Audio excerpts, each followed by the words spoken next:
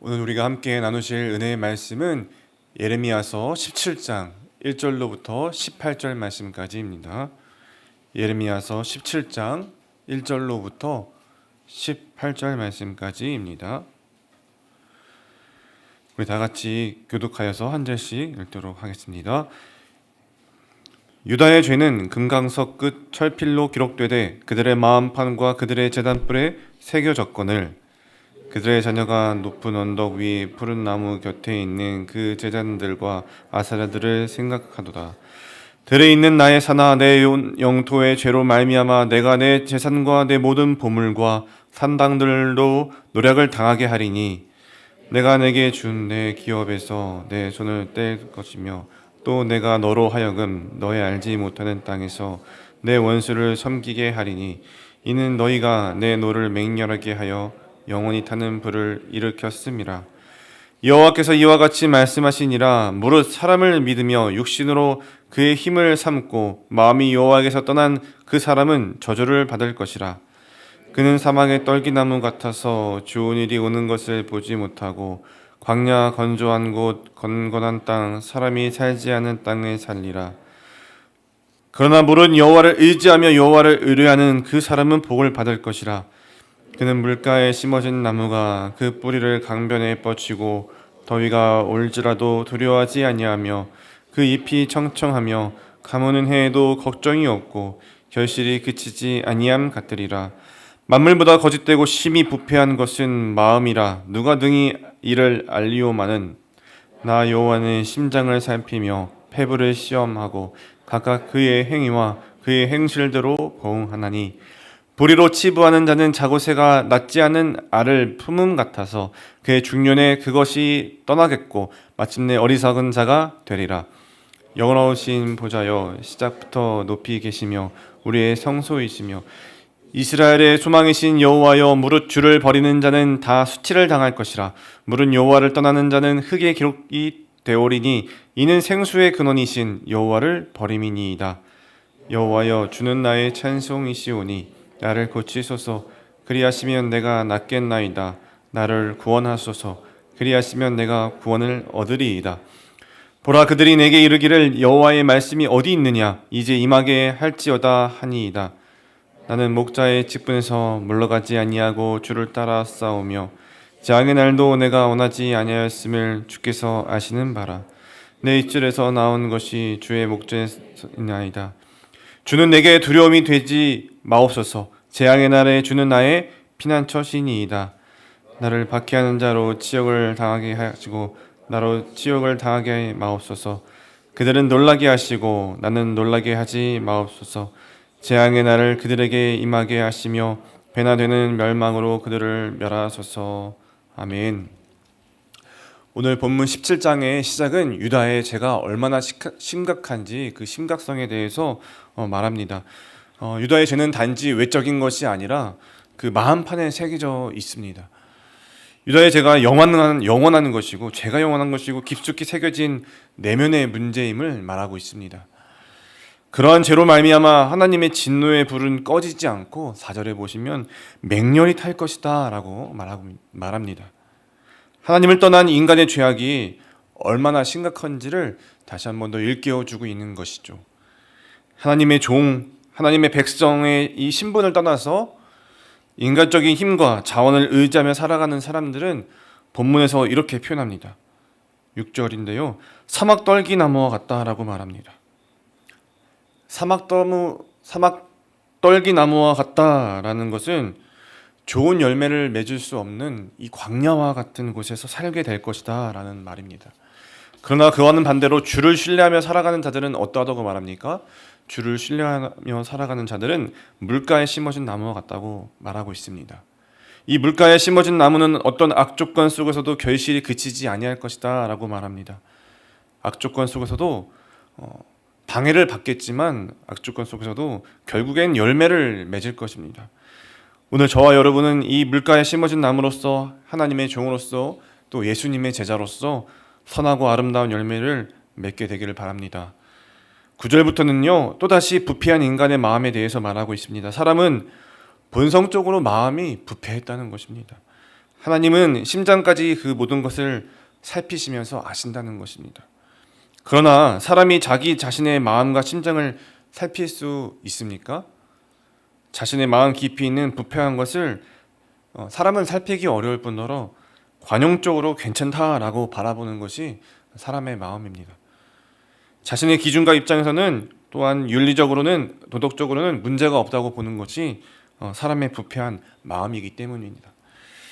그러나 하나님은 뼛속 깊이까지, 사람의 심장 깊이까지, 마음까지 생각을 아시기 때문에 그 하나님의 거룩한 기준에서는 사람의 마음은 심히 부패했다 말하고 있습니다. 또 행위와 행실대로 하나님은 보응하신다라고 말합니다. 본문에서 보면 특별히 예를 들면서 알을 품는 자고새, 다른 알을 품는 자고새의 새의 이미지가 등장하고 있는데요. 자고새는 자기가 낳지 않은 알을 품는 새입니다. 그런 자고새와 같이 깨끗하고 정직하지 못한 방법으로 재산을 모으는 사람은 바로 자고새와 같다라는 것입니다. 자신의 힘과 수고와 노력한 만큼 보상을 얻지 않고 자신의 수고, 노력이 아닌 걸로 재물을 쌓는 그러한 불의한 사람을 자고새와 같다 말하면서 인간의 부패함을 설명하고 있습니다. 하나님을 떠난 사람은 하나님의 것으로 인정하지 않고 주를 위해 드리지 않으면서 자신을 위한 재물만 쌓는다는 것이죠. 인간의 생명조차도 하나님께로부터 왔는데 자신이 자신의 소유주인 것처럼 자기 힘을 통해 삶을 영위해 나가는 것이 또 자고새와 같은 사람의 불의함이라는 것입니다. 그렇게 하나님을 의지하지 않고 하나님의 종으로 청지기적 삶을 살지 않는 자들은 11절에서 어떻게 된다고 말하고 있습니까? 11절 말씀에 보면 어리석은 자가 될 것이다, 수치를 당할 것이다 라고 말합니다. 사랑하는 여러분, 오늘 우리는 어떠합니까? 오늘 말씀을 통해 우리가 나 자신을 돌아봐야 할 것 두 가지만 나누고 말씀을 마무리하겠습니다. 먼저 우리는 하나님만 의지하고 그리스도의 종으로 살고 있는지를 오늘도 돌아봐야 할 것입니다. 고린도전서 10장 31절을 보면 그런즉 너희가 먹든지 마시든지 무엇을 하든지 다 하나님의 영광을 위하여 하라라고 하였습니다. 모든 것이 하나님께로부터 왔고 하나님의 것임을 고백하면서 맡겨주신 것들을 주님의 영광을 위해서 사용하고 또 하나님께 영광을 돌리면서 삶을 살고 있는지 돌아봐야 할 것입니다. 본문은 우리에게 여호와를 의지하라라고 말합니다. 죄로 말미암아 심장부 깊이까지 심히 부패한 우리 인간의 마음 깊숙이 주님의 말씀, 그것을 세우는 것이 바로 주님을 의지하는 것입니다. 오늘 우리의 마음에 다른 무엇이 아니라 하나님의 말씀을 깊숙이 세워갈 때에 그 주님을 의지함으로 또 승리하는 삶을 살아가기를 간절히 바랍니다. 그렇게 주님의 말씀을 의지하고 순종하며 살기 위해 몸부림칠 때에 우리 가운데 구원의 기쁨과 소망과 또 하나님의 능력이 넘칠 줄로 믿습니다. 두 번째 돌아볼 것은요, 오늘 내가 예레미야와 같이 하나님의 은혜의 영광을 찬송하고 있는지, 하나님 앞에서 의로운 자로서 정의를 행하고 있는지 돌아봅시다. 예레미야는 12절 이하에서 하나님을 찬송하면서 자신을 조롱하는 적들의 위협, 조롱 앞에서도 하나님을 섬기고 하나님을 따르는 것을 게을리 하지 않았다고 고백합니다.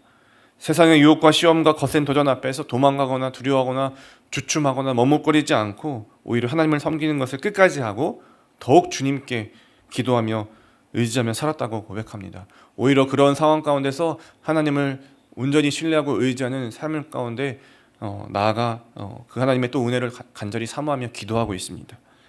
오늘 우리에게 이러한 예레미야의 믿음의 모습이 있는지 돌아봐 보기를 원합니다. 찬송하고 감사하면서 세상의 조롱과 도전 앞에서도 또 여러 가지 유혹과 시험 앞에서도 문제와 상황 속에서도 주님의 역사와 또 주님의 통치와 그 은혜를 간구하며 주님이 기뻐하시는 모습으로 살아가는 모습이 있기를 바랍니다. 그리고 꼭 기억했으면 좋겠습니다. 예레미야가 이렇게 할 수 있는 이유는 그가 의지하는 하나님의 신실하심 때문이라는 것입니다. 예레미야에게 임하신 하나님의 그 임재와 또 예레미야에게 주신 하나님의 말씀과 또 그 은혜가 예레미야를 붙잡고 있었습니다. 예레미야는 그 가득한 은혜를 오늘도 더욱더 의지하고 바라보면서 기도하고 있는 것입니다. 따라서 우리가 예레미야와 같이 세상의 유혹과 시험과 환난 가운데 있을지라도 또 주님께서 함께 하시기에 주님을 이렇게 의지하고 붙들기만 하면 우리 가운데 그 구원의 은혜의 찬송이 울려 퍼지고 또 우리의 기도가 더 나아가서 우리 가정과 또 일터와 또 우리가 부르신 곳에서 그 하나님의 영광을 전하는 기도와 고백과 간구가 될 줄로 믿습니다. 그 은혜와 기쁨을 오늘도 구하며 주어진 하루를 승리하시는 여러분들이 되시길 간절히 축원드리겠습니다. 기도하겠습니다. 영원하신 하나님 아버지, 주님의 그 높고 위대하심 앞에서 저희들 또 한없이 작고 연약하지만 그 주님이 우리를 사랑하시고 오늘도 여전히 함께 하시기에 우리의 생각과 마음을 다시 부여잡고 그 은혜를 또 의지하며 나아갑니다. 이 시간 오셔서 그 믿음과 소망과 주의 능력 가운데 나아갈 수 있도록 은혜 베풀어 주시옵소서. 우리의 마음 깊숙이 찾아오셔서 주님의 말씀으로 다스려 주시고 주님의 영광 안에서 그 영광을 구하고 영광을 전하는 삶을 살게 하여 주시옵소서. 우리가 처한 어떤 현실과 고단함과 마주한 두려움과 또 슬픔 가운데서도 우리를 지키시고 도우시고 보호하시고 그 하나님의 부활의 능력 가운데 믿음으로 살게 하실 하나님을 경험하게 해 주옵소서. 주님을 더욱 아는 힘이 가득 넘칠 수 있도록, 지혜가 넘칠 수 있도록 인도해 주시옵소서. 오늘도 우리의 모든 기도가 생수의 근원 되시는 여호와를 구하는 기도가 되게 하실 것을 바라오며 모든 말씀 예수 그리스도의 이름으로 감사하며 기도하옵나이다. 아멘.